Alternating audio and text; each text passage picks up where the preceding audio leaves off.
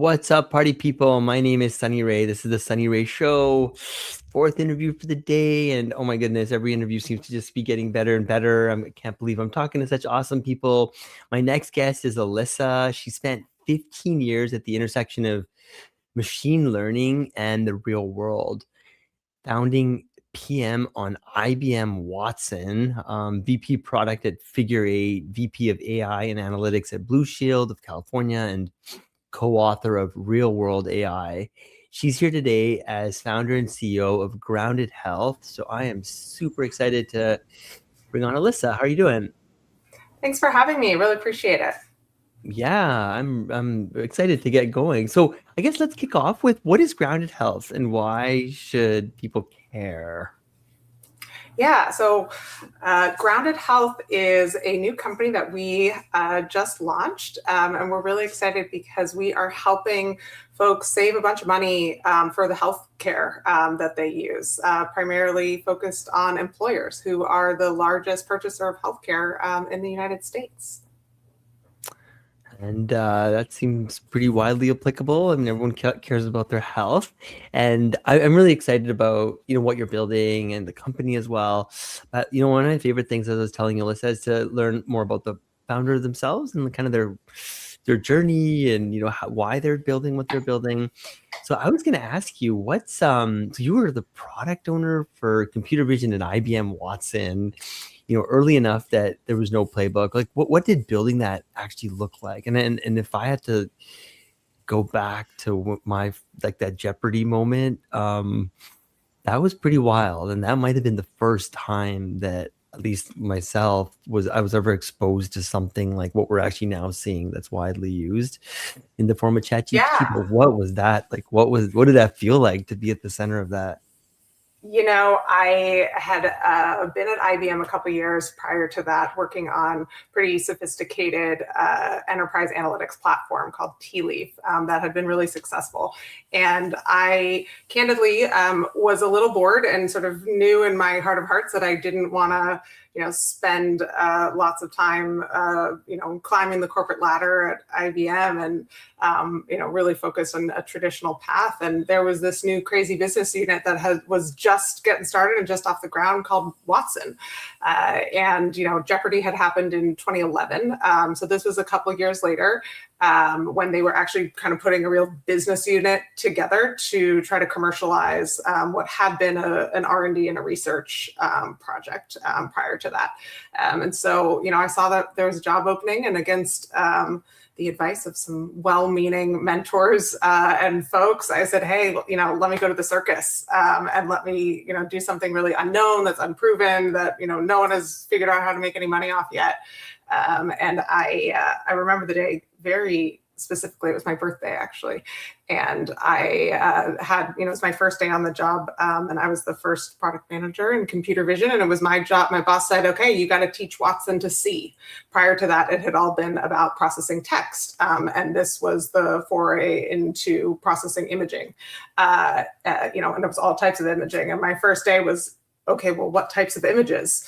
Satellite imagery, X-ray imagery, medical imaging, natural scene imagery, which is, what we take with our iPhones, facial recognition. I got some pretty crash course, and I didn't know there were all different kinds of images. And then, what has a large addressable market? And, where can we go figure out how to make money? And what are companies trying to infer or learn, and how will they use that information? And, where's the value? So we were really doing very basic kind of, market assessment, product market fit, maturity. And, we had some assets, we had some research, sort of beta products that were not generating revenue. And, if you can go in the Wayback Time Machine and remember when you would upload an image and it was a cat or dog or, something pretty basic. But turns out that's not really what companies wanted. And there was a lot of unhappy customers that were expecting much higher precision, or in their words, accuracy. So I had, also a crash course from some incredible colleagues of mine who were, luminaries in computer vision and had been in the field for a long time. And I was just playing catch up. And we, formed a team, and we were like, okay, you know a lot about computer vision. I know roughly nothing. I enrolled myself in Andrew Ng's Machine Learning 101 Coursera back in the day, and muddled through. But I was like, hey, I actually know how to build a product and make money and generate revenue. So we put our heads together and were able to launch some products that generated real revenue several months later. Oh wow, I like that. Cool. So Figure Eight was a training data company. What did sitting that close to the raw data teach you that most AI readers never see? Yeah, so I think maybe backing up a little bit, the reason I ended up taking that job at Figure Eight, which at the time was actually called Crowdflower, which folks who were OG machine learning folks certainly will have stumbled across in their travels. It was a really small community of data scientists back then, and there were only a handful of companies really creating machine learning based models at any given scale, right? So it was Amazon, Microsoft, Facebook, Google, IBM, right? There was a limited amount, then there was a long tail of startups.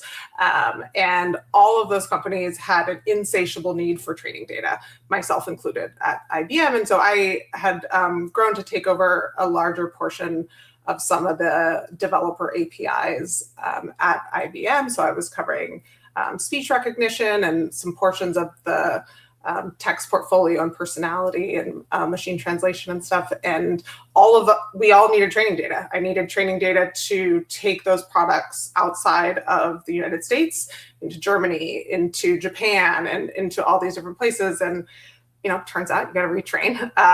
And that was very expensive.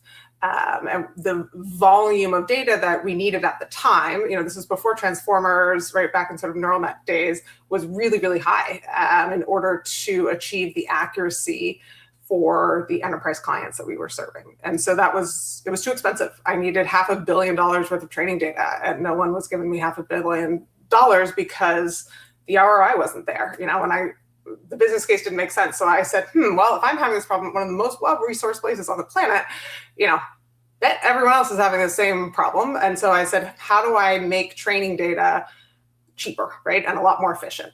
And at the same time, I was coming across something that is, kind of getting a resurgence now around governance and bias in these models. And I had sort of stubbed our toe a few times and, luckily avoided some major blunders. But this training data is so critical to the outcomes, and how that training data is constructed really is often a overlooked step in delivering not just on the accuracy, but the inclusivity and completeness of the job that you can do at the end of the day with these models. Interesting. That's so cool. So, I mean, you definitely have like a insider's view into like the whole emergence of what we're experiencing now. So you spent 5 years at Blue Shield, right, of California. Like, what's the hardest part of shipping AI inside of a regulated health insurer?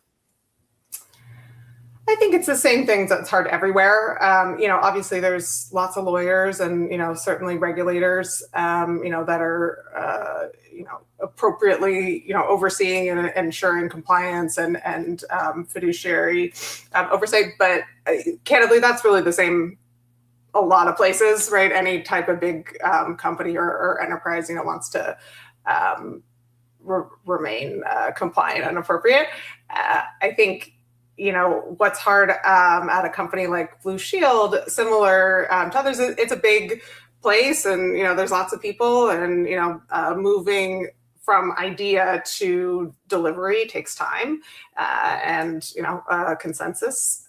So I wouldn't say it's materially different from any large company. And then your book argues that machine learning is powerful but brittle. Like, where have you watched a team learn that the essentially the expensive way?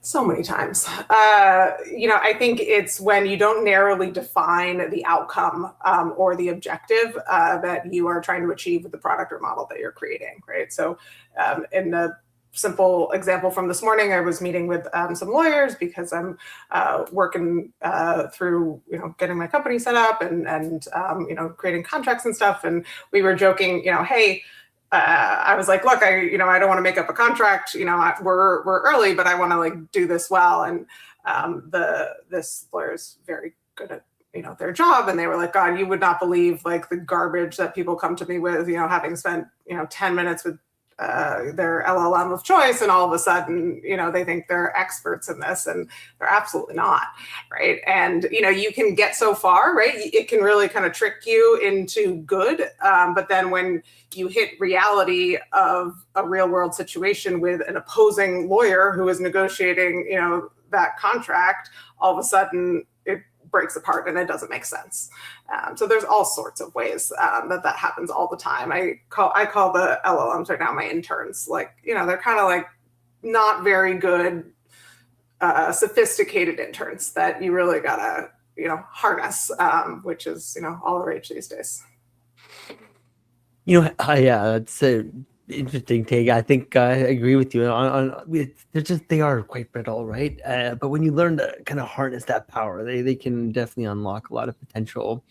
Healthcare is like roughly 18%. Oh, sorry, were you going to say something, Alyssa? Yeah, I'm just going to give another example. I mean, I have a personal assistant, set of agents set up to do things that, like you do as well, to, answer emails and respond to stuff. And, yesterday I, was going through and I said, oh yeah, respond to this individual for this calendar invite, that looks good. I said, send. And then the next thing I got was, I'm so sorry, I made a mistake. I sent this other email to this other person, which was really critical for me, a key client, and they totally botched what it sent. And I was like, oh no, my God. Right. And it's just brittle, right? Like, it surfaced its own idiot mistake, but like, it's sending a bad email like a bad intern would do. I've got a hard rule though, where I only allow it to create drafts. Yeah. So I hit send always, as in, so for that reason. But yeah. Yeah, no, absolutely. I think that's the appropriate way to do it. I was playing with a new tool and, kind of trying to see if it was any good. And, but before it's a mistake I made, right? So learn that one. But I learn it all the time when you're working at the bleeding edge. Sometimes you bleed. Oh my God, don't even get me into it. I don't want to tell this story, but once I was interviewing for a CEO role for, I won't even mention it, but a company that got acquired recently in Canada. And I ended up using AI to apply for it. And then at the end I left, how like the classic mistake where like you leave the question inside and it's like so obvious, and I did that. And anyway, so let's not talk about all the mess ups, but you're right. I think when you're tinkering with this stuff at the bleeding edge, you're going to make mistakes. It's all good. Healthcare is roughly like 18% of the US GDP, right? So why is the large employer the leverage point rather than the insurer or the hospital? Well, the hospitals are earning the money largely, right? So they are the ones that are paying the providers and the administrators and everyone to actually administer care. So hospitals are where the largest expense is consumed, if that makes sense, right? They're the biggest intakers of money, second to pharma. But hospitals are by far and away the biggest cost, and it's grown at the fastest rate than anything in healthcare in the last 20 years. But about 25% of US healthcare costs are wasted. That's over $1 trillion a year. And largely this is funded by employers. So about 80% of employers in the United States that are large employers, so more than 100, 200 people, are what's called self-insured, which means that you think it's your insurance company paying the bill. So if you get issued a card of United Healthcare, Aetna, or Blue Cross Blue Shield of whatever state, you go to the doctor, you hand them your insurance card, or show them, or digital wallets now, and they're like, oh yeah, great, we'll bill your insurance. If you work for a company, they're sending claims to that insurance company, but that insurance company is not actually, there's no insurance there. It's what's called a TPA, or a third party administrator, or ASO, administrative services only. And they're really just a pass through, because your company, your CFO, your HR team, they're the ones that are actually paying for that care. So you pay your deductible or your, $20 out of pocket, whatever that copay. But if you have an ER visit and that's $5,000, 10, 20 grand, whatever is not covered in your copay and your deductible, your CFO is paying that. Does that make sense? Your company is paying that claim directly. You don't know that often because it is processed through what we commonly know as a large insurance company, but they're not actually insuring the risk. What's happening is the risk is owned by your company largely, and often they offload that risk. It's called stop loss. They have like catastrophic risk. So if there's $1 million claim or things like that, that's when stop loss will kick in. But most claims for most people just get paid. And so that's not something most people really understand about how the US healthcare system works. Yeah, that's really interesting. Yeah, I'm also focused on employers. It's because they're paying the bills. And so they're the ones with the fiduciary accountability as well as the leverage. Makes sense. And then Grounded Health took its own name this summer, right? Separate from Grounded Work. So what did that settle about what you're actually building? Yeah, so, I candidly didn't really intend to start a company. I've stumbled my way into this, but I've been doing consulting for a while under the other name Grounded Work, a number of different projects and companies. And so when we, had something here and folks wanted to buy it and transact with us, we needed to create a separate entity. And so we've actually filed as a public benefit corporation. So, we have a mission statement that we're aligned to, and really excited to see if we can make a difference. Everyone in the health plan chain earns more, right? When your spend goes up, except the employer. So how do you build against that current? Yeah, that's probably one of the most important things for us. So the way that our whole value prop, right, is that we're transparency and accountability, right? We're enabling employers to govern their own healthcare spend and hold their partners accountable and reduce waste and ultimately lower that healthcare spend while maintaining really high quality and great health outcomes for their members, their employees that are served at the end of the day.